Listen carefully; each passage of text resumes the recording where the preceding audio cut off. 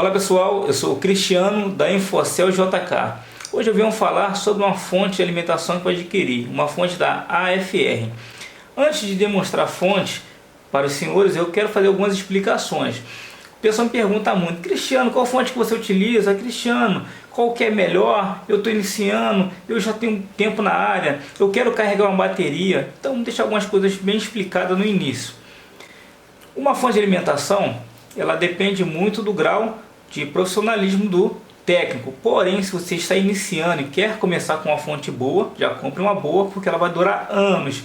Existem fontes mais baratas, mas elas, com o avanço do técnico, ela vem a queimar, porque ele começa a fazer teste mais avançado, começa a trabalhar com corrente em malhas em curto.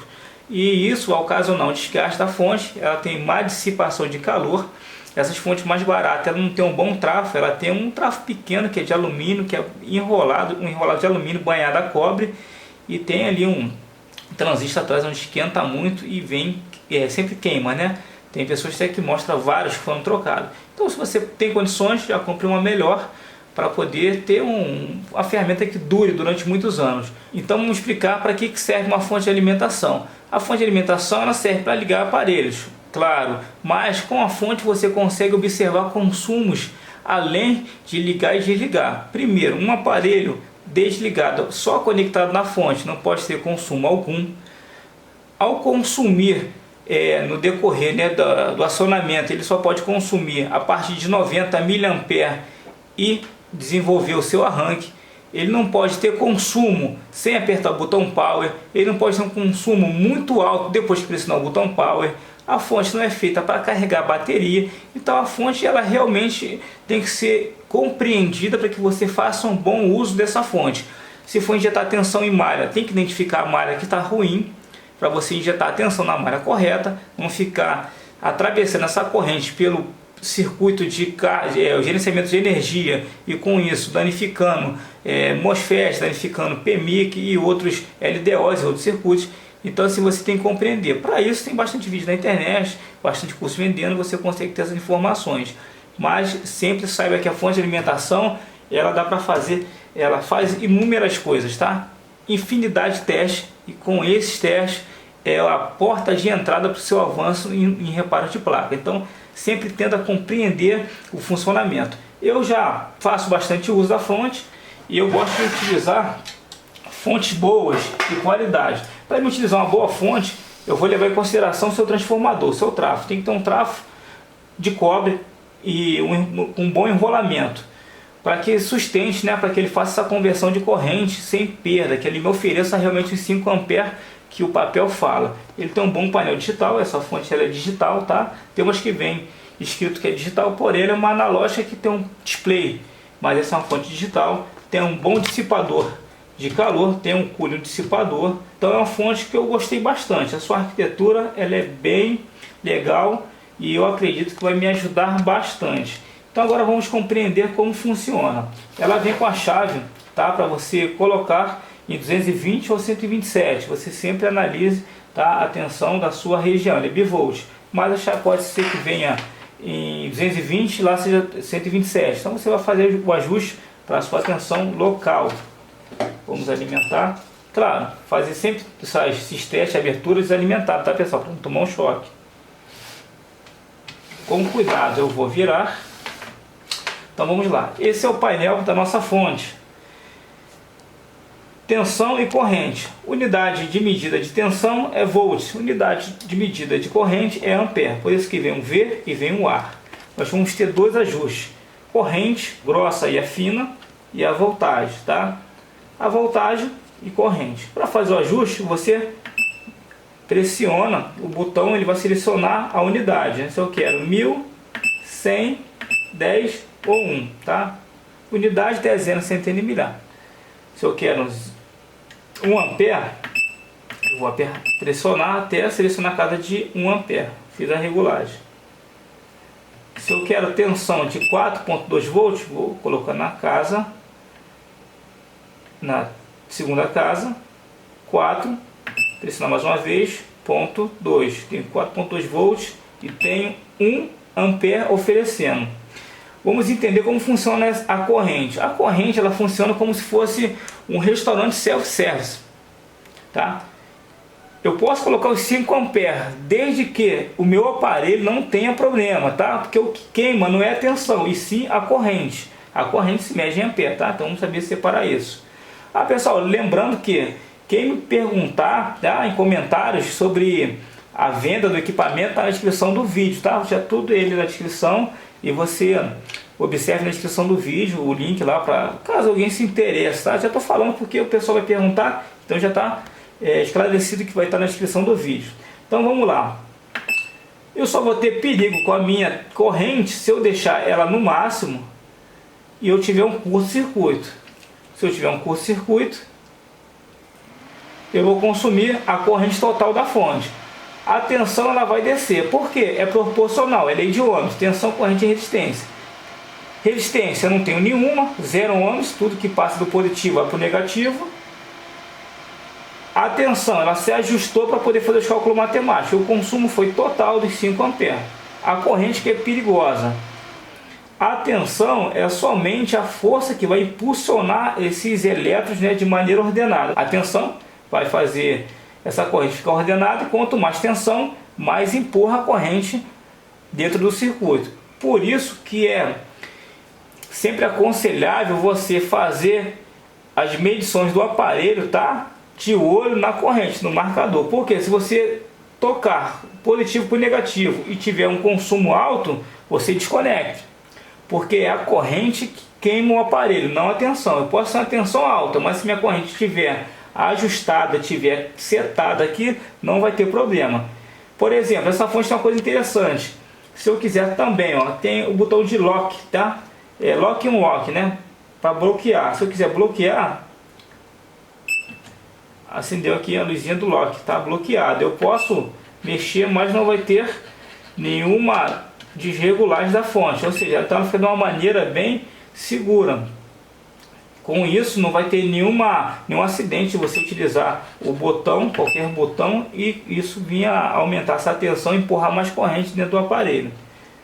Pressionou mais uma vez, desbloqueou, tá?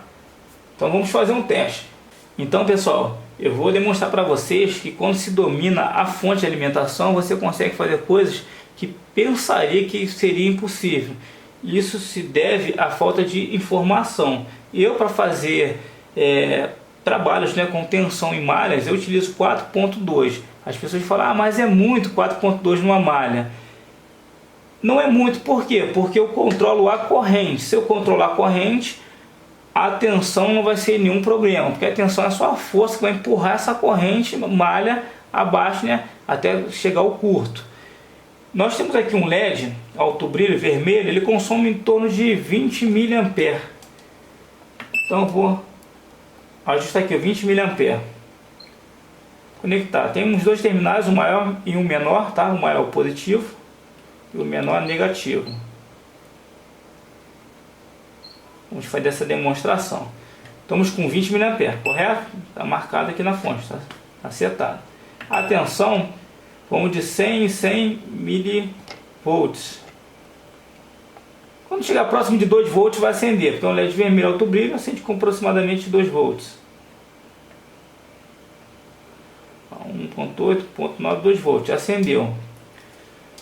Vamos ver qual vai ser o consumo. Consumiu 0.008. Se eu aumentar essa tensão até o seu brilho total, vai consumir a corrente que eu travei, tá? Foi 20 mA.